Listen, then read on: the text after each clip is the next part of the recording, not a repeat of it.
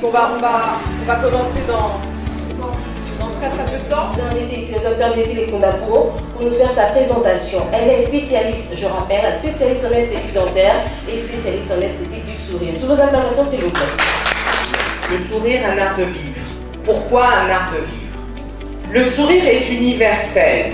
Le sourire est une interaction langagière enveloppée par le silence visible et significatif. C'est une citation de William de Gaston, sociologue, qui signifie tout simplement que le sourire est une autre forme de communication. En général, peu importe le type de sourire, il véhicule des messages. La manifestation d'une émotion ou d'un code en société. Et la sociologie du sourire nous parle d'interactivité entre individus. Le sourire passe d'abord par des dents saines.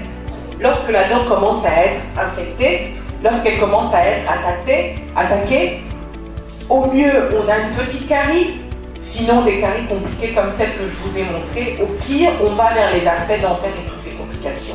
Est-ce qu'il y a un critère universel par rapport à la beauté du sourire? D'un point de vue universel, on répertorie un beau sourire par rapport à l'harmonie d'ensemble et de symétrie. On ne peut pas définir un sourire beau par rapport à si la personne elle est belle ou pas belle.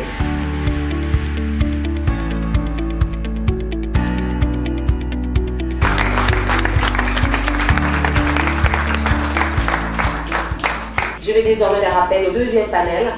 Il s'agit des coachs.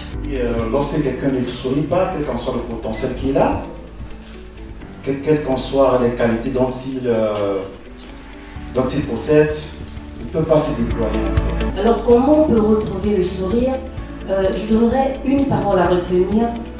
On ne peut pas empêcher les événements, on ne peut pas empêcher aux événements de nous maltraiter.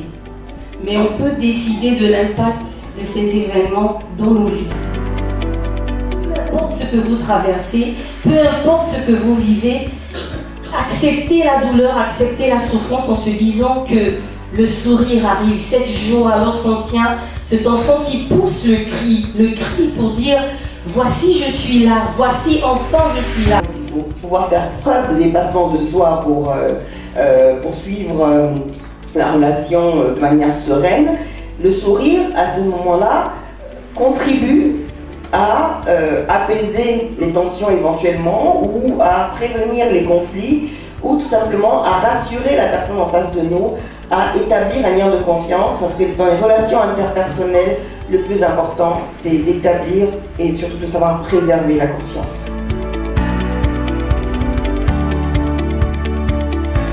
Vraiment, il ne faut pas négliger la force, l'importance qu'un sourire sincère, qu'un plaisir sincère, parce que c'est ça au travers du sourire, c'est le plaisir que vous pouvez prendre à échanger, à interagir. L'histoire d'Azafat, c'est une histoire du sourire.